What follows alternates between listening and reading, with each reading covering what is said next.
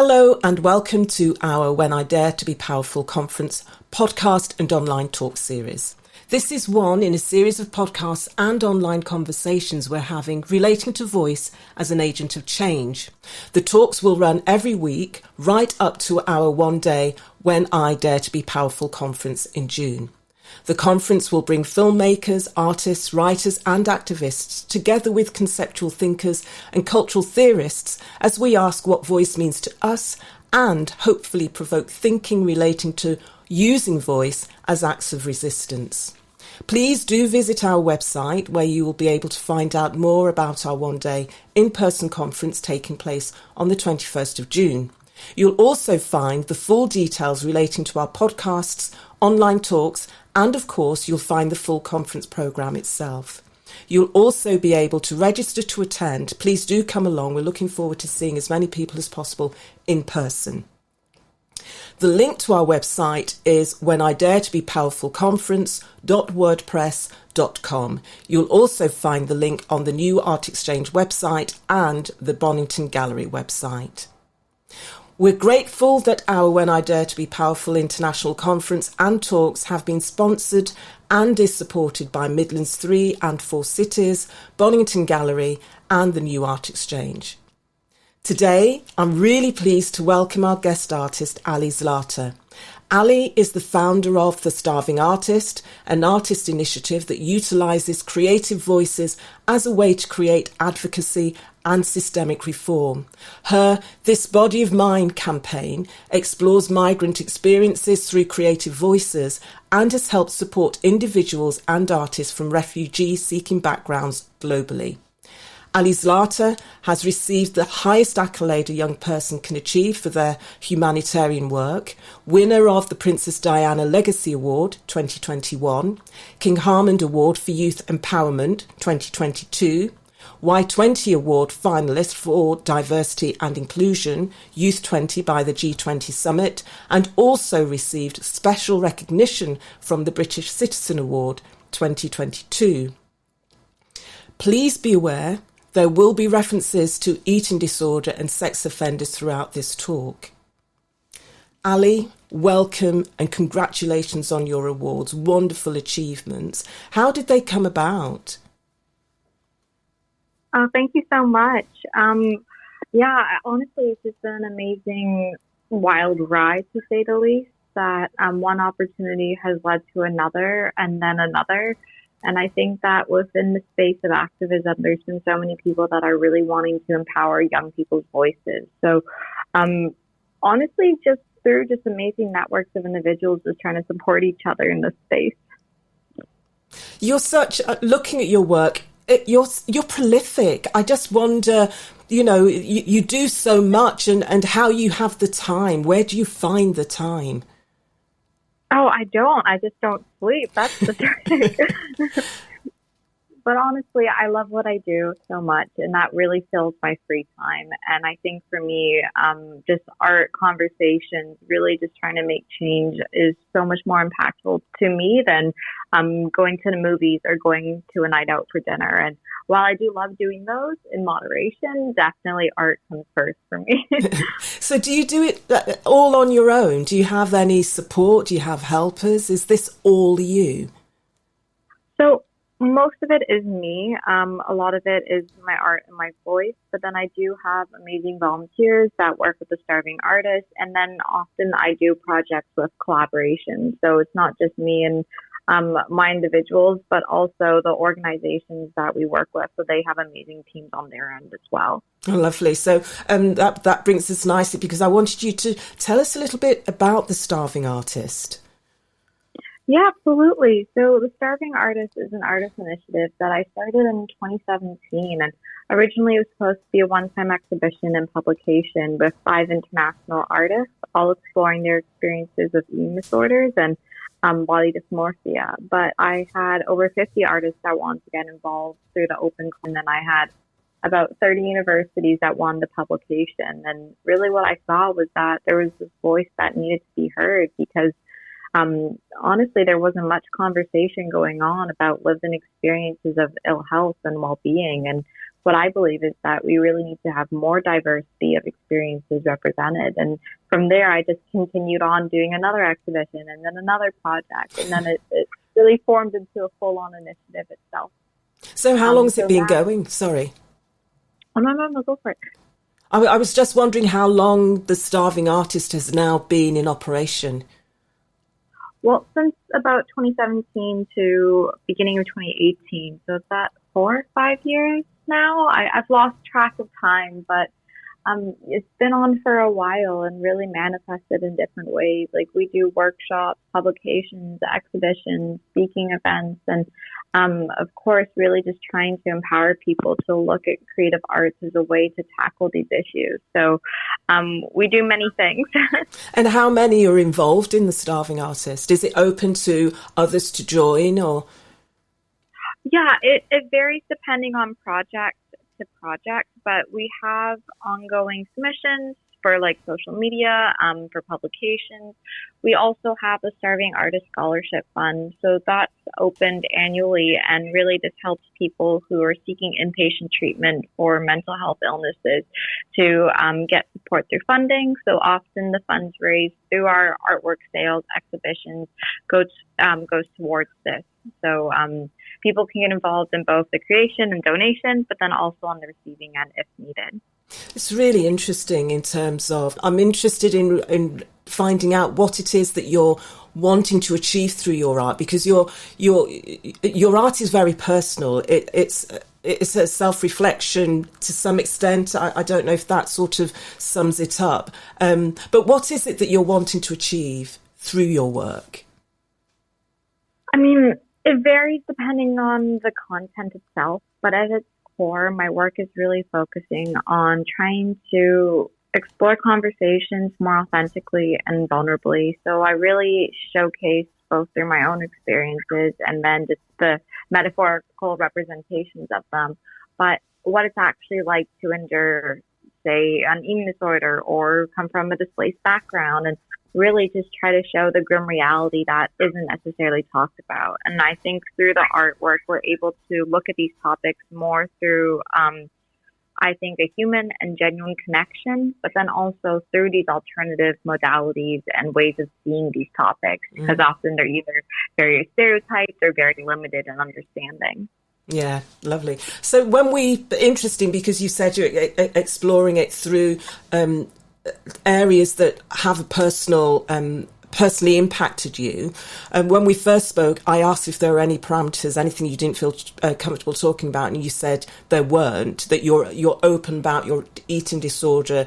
And I suppose my question is, why is it important to you to be open?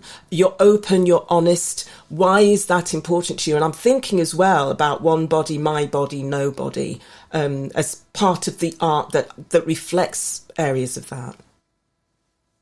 Yeah, I think for me, I for so long was trying to get help. Like my family is very traditional Eastern European, so they didn't understand my mental health illnesses. And then I went to see doctors, but then they only saw a diagnosis. They didn't see me as a person suffering from a disease.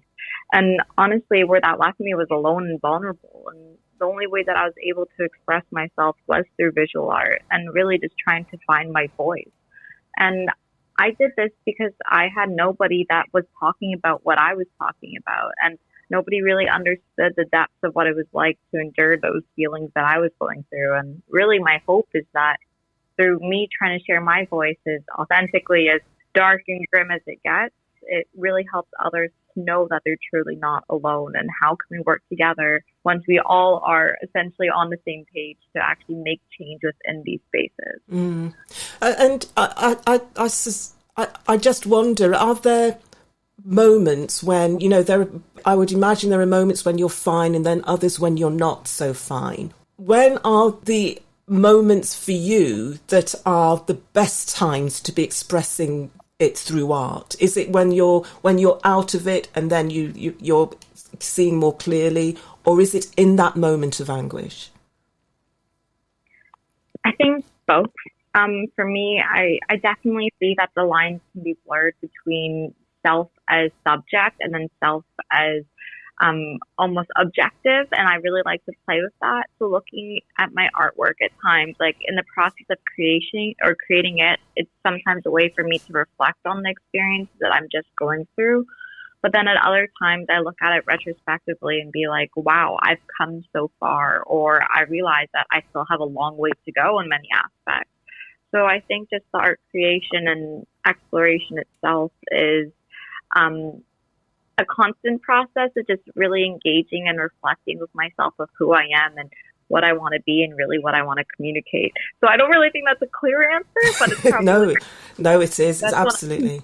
Yeah, no, that's lovely. And, looking at your work, it beautifully portrays the anguish, and that's not being diminishing in any way. It's very powerful. Refuge for the oppressed body, asylum for the unwell. It demonstrates both a fortitude, I believe, for me, but also that vulnerability. But it isn't self-indulgent. Rather, it's almost pedagogic. It's revealing. It seems to have an intention of wanting to be informative, or of teaching. Is that the intention? I think the intention is for people really just to investigate and come up with their own analysis. But my art does have like two main criteria. It's like those who have had lived an experience and understand the issues that I'm going through. They get to see someone represent their voices, and hopefully it inspires them to share theirs.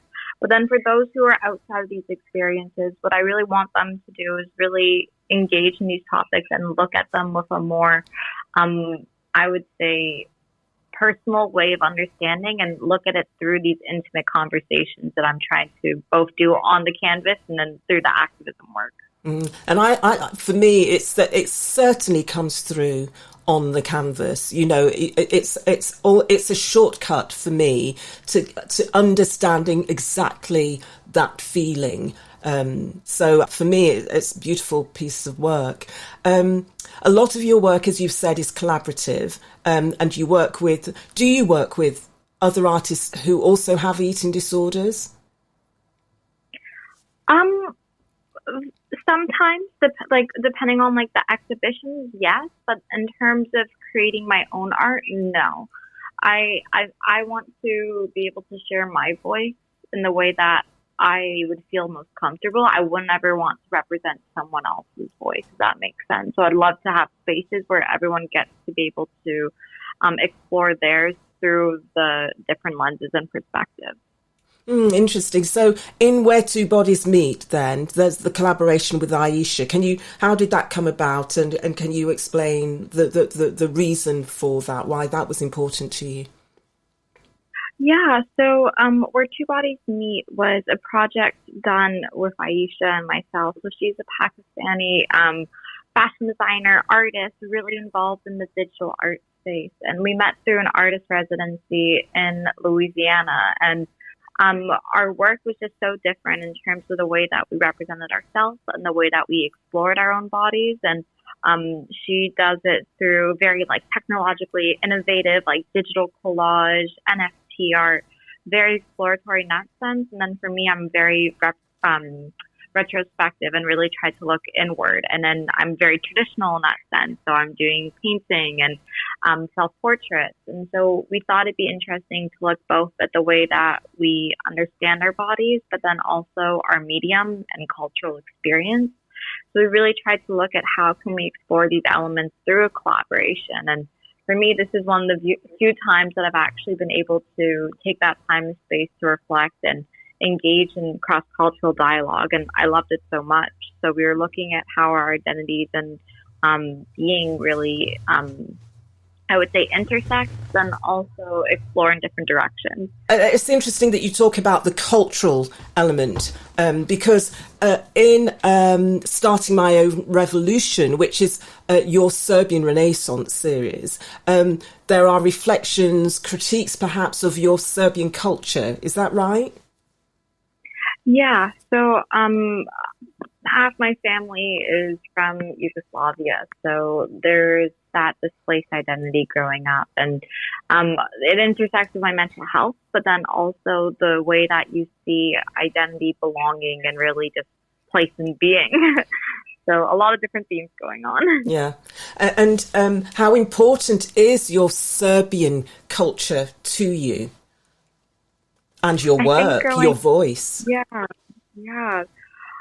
I think in terms of finding my voice, I don't try to be defined by my nationality, but what I do love is that I'm informed by the upbringing, and really most of it comes from being a lost Serbian, because my family moved to Canada and they didn't speak the language. They had no formal education.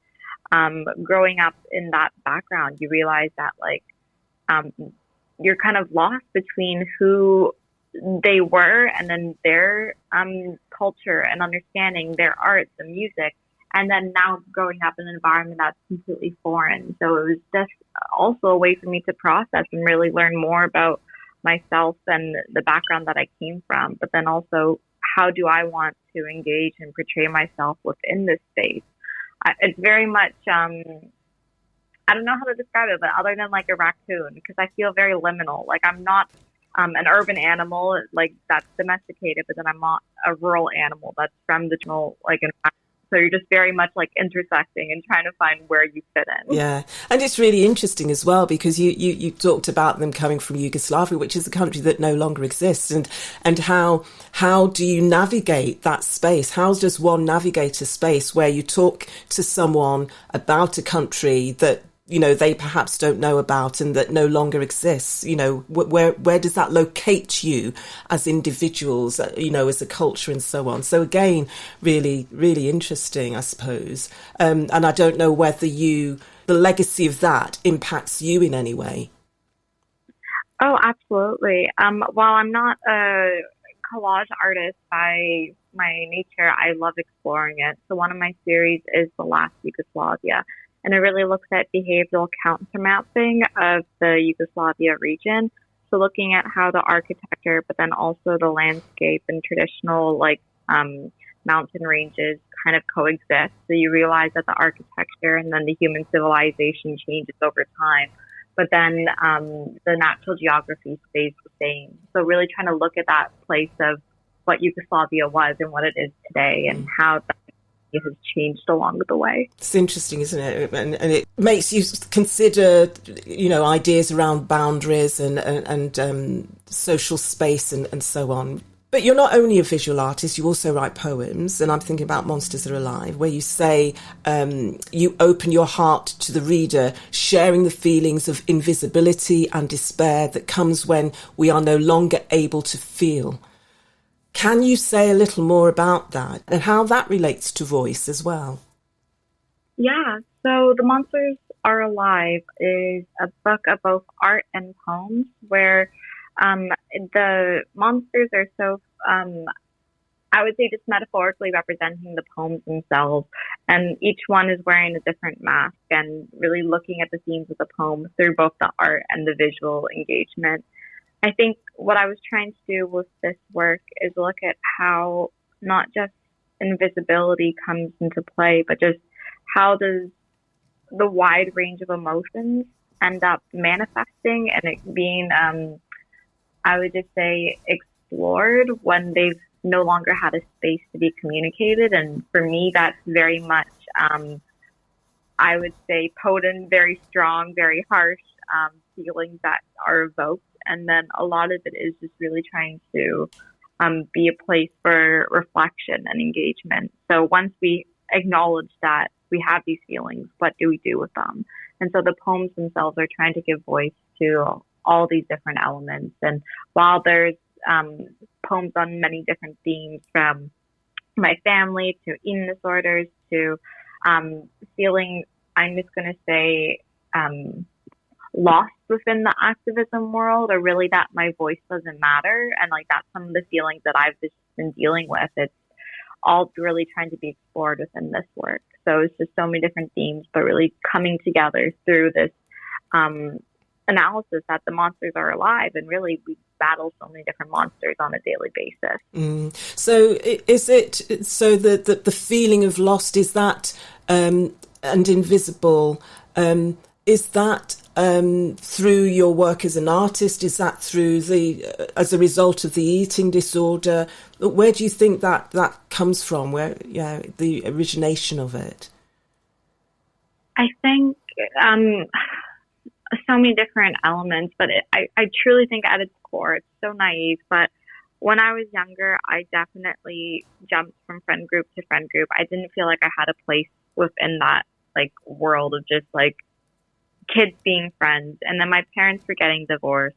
And so I didn't feel like I had a family. And then I didn't have a community after school, or really just a culture that I could belong to. And so that loss just really stems from being young and vulnerable and not having something to call my own.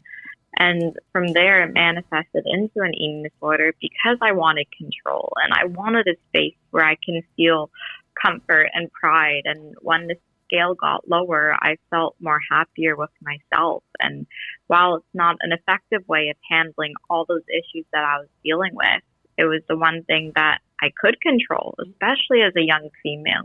You don't have any agency or power outside of those elements. And so you kind of just work with the elements that you have. And being very much from a Western culture and Eastern background, these elements of just a docile female, being well-behaved, being petite and delicate and not causing harm, definitely were ways that I tried to behave and really focus on making sure that my mental health and my experiences were not inflicting on anyone else. So it very much went inwards. Mm. And I don't know, but is that almost an attempt, although perhaps not a realization of this, of trying to find your voice?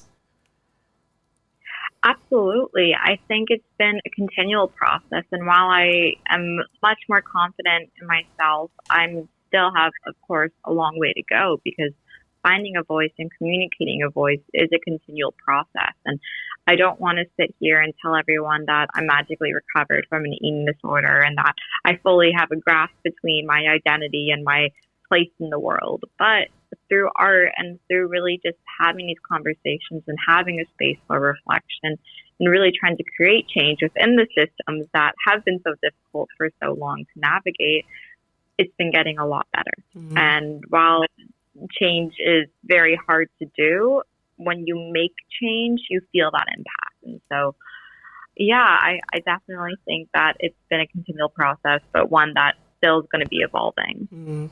Thank you.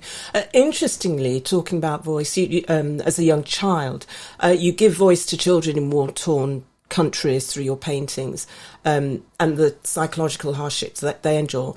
But I think maybe more intriguing for me is Man of Desire, a sympathetic inquiry into male sex offenders. It seems distinctly different to the rest of your work, and I wonder what your motivation was here. So this was a collaboration done with Pint of Science, which is at the University of Nottingham, and Creative Reactions. So I had the chance to work with researchers in the psychology field, and we really were looking at where our voices could overlap. And a lot of their work was looking at gender violence,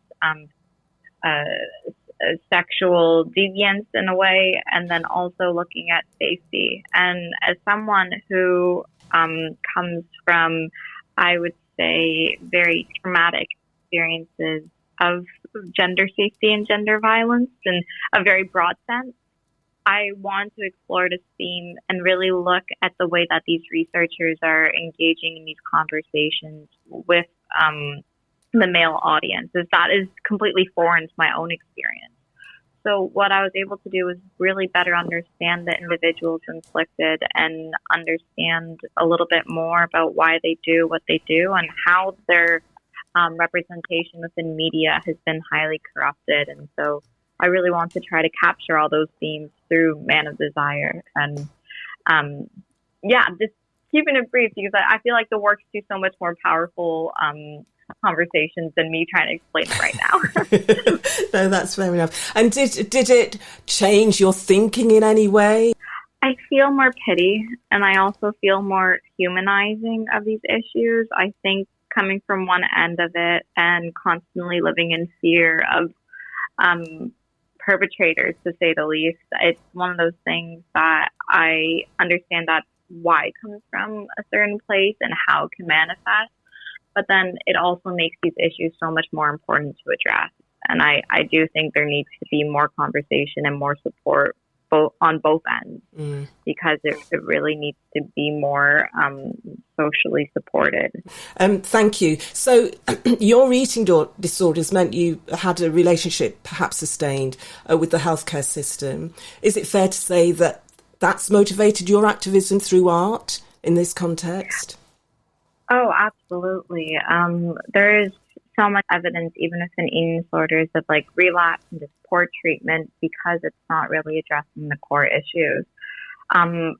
Because this is a podcast, not many people may know what I look like, but I'm a small, petite, young white female. And that is the stereotypical image of what someone is with an eating disorder. And often people think, oh, you have an eating disorder. It's carrot sticks and treadmills and trying to lose weight for prom. But however, like, there's so much more deeper ramifications and depth behind the illness that even medical professionals aren't truly grasping.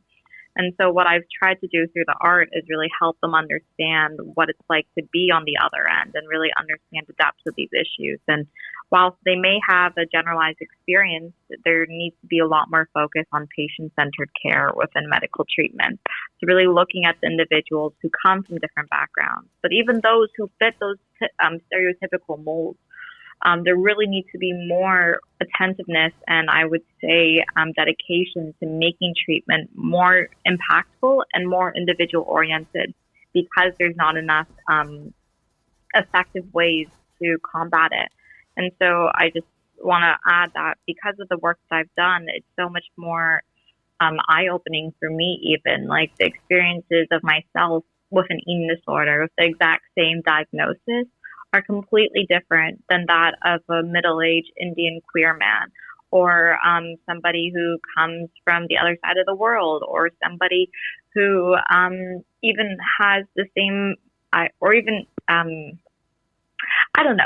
I don't want to give generalizations, but because there's so many different ways that eating disorders are experienced, even just body dysmorphia and intersections between other disabilities and mental health illnesses, there really needs to be more attentive care within the medical system. So that's some of the main points that I try to highlight within the art and the starving artist conversation. It's lovely. And do you know how it's impacting your being? I think it's made me upset for such a long time that I thought I was the problem because I couldn't get better and I couldn't fix me. And as somebody who's taken all that control and tried to focus it on myself, I thought I was both the problem and I need to be the solution.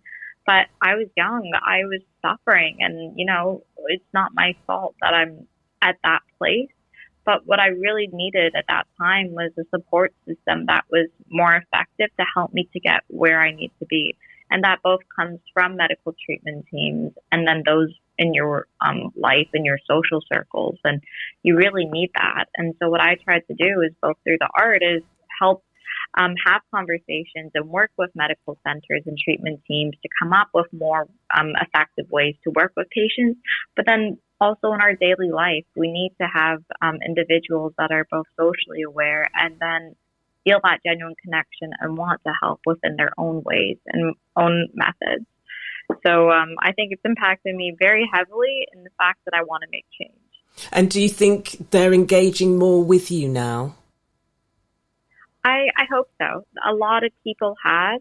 I think that once they understand the art and the topics, they tend to be more vulnerable and want to share and want to discuss.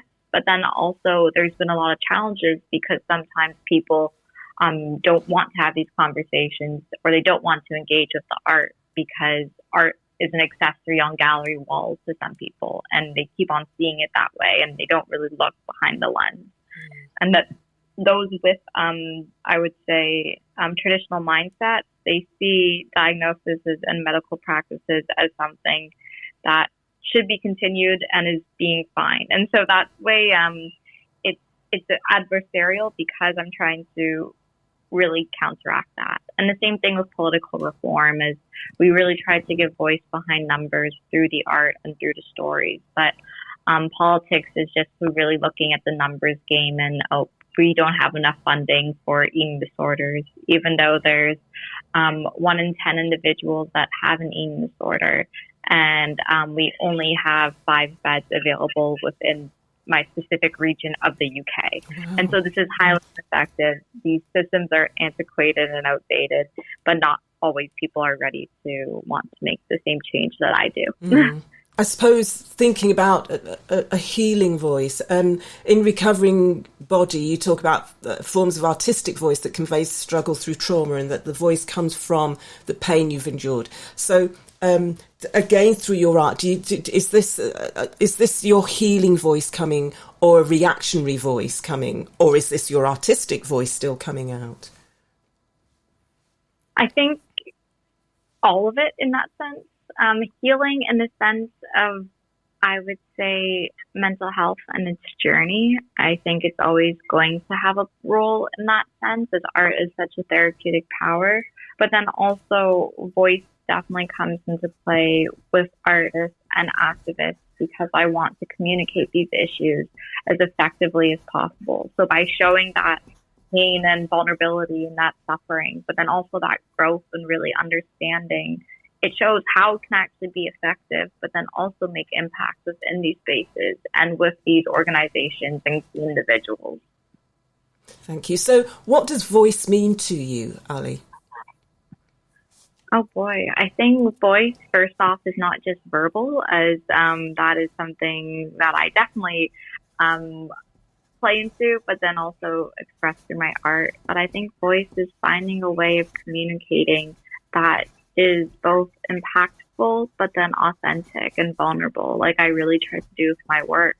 Because when we look at voice, the only way that people truly understand and listen is through that connection with the person or with the subject. And through my own art and my own voice, I really try to really dig deep and strike up some of the most difficult, but then also challenging and impactful conversations I can. And is it helping you to recover in any way, do you think?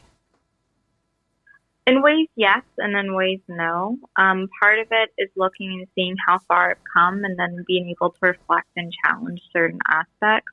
But then in other ways, I feel bad for myself because I realize how much I'm still suffering. And then having these conversations and looking at the art and the spaces and realizing that I'm suffering and then people around me are still suffering, it's kind of disheartening. And at times you get lost in that process and really feel like you're sinking in a hole because there's so much that needs to be done both within myself and then within the systems that it feels sometimes like a hopeless process. I suppose just hearing what you were saying, it feels like a spiral or a circle. Things are, well, you can see how far you've come, but still feel that you're not where you want to be, and how that's impacting others. But you're still using your work and your voice to explain, to describe, to show. Do you think that's still important to do? Oh, absolutely. I definitely believe in Hegel's theory of history. Well, I do teach philosophy, but what I mean by this is that history, or just even just humankind, goes through a really rational understanding of ways of looking at things. So in order for us to progress, we have a thesis, or really our current state, but then sometimes we have to go to the antithesis, or really just the opposite in that dark place, in order for us to really get to where we need to be, which is a synthesis, or really just actual progress and change. So in order for us to really get better, and even including myself, we have to realize how hard it can be and how difficult it is in order for us to actually get to where we need to be. And that's really what keeps me going. And hopefully knowing that you have come, you know, as you said, that you have already come far. So, you know, hopefully that will help as well. What do you hope to achieve through your voice? I hope to achieve many things, but definitely at its core is just helping people know that they're not alone, especially within the mental health space. It's very isolating. Often people suffer alone in silence. And But I also hope through my art and my practices that creative expression is such a powerful modality for actually creating change, creating conversations, and really even just having a better connection within oneself. So we shouldn't shy away from that when we're really looking at expressing ourselves. And I think the last thing is that through my voice is that I think anyone can make a change, no matter how difficult situations are, or really how at times you feel like, why should I contribute my voice? It's not impactful, or I'm just one person. But really through my story, I really hope that people can see that there's so many ways that you can make change, even though it may not feel like it. Well, I mean, as I showed at the start of this, you have achieved so much already in a short period of time. I think you said roughly about 5 years. So, congratulations with that. And what are your future plans? My future plans involve hopefully a lot more international collaborations. While the work has been very impactful in the UK, I've been planting seeds and already starting projects within other regions such as Asia, more Eastern Europe, and Africa, and really trying to bring these conversations and ways of impacting communities to different audiences. Also, I think looking more at different topics that I haven't looked at before. So within the last year, I've been really reflecting on climate anxiety and then menstruation and period poverty. Thank you. And you have an exhibition on at the moment, is that right? Yes, it is in Thailand. So if anyone by chance is visiting or in the region, it's with her and period dignity. So we're really looking at those themes of menstruation equity and how can we empower women to be more vulnerable around their menstrual journey. Ali, Zlatar, the starving artist, thank you for sharing your voice with us today. It's been wonderful hearing about your journey, what you're doing, and what you've achieved so far. Thank you. Oh, thank you so much. And please, to everyone, go visit the conference or festivals in any way you can. It's going to be very impactful.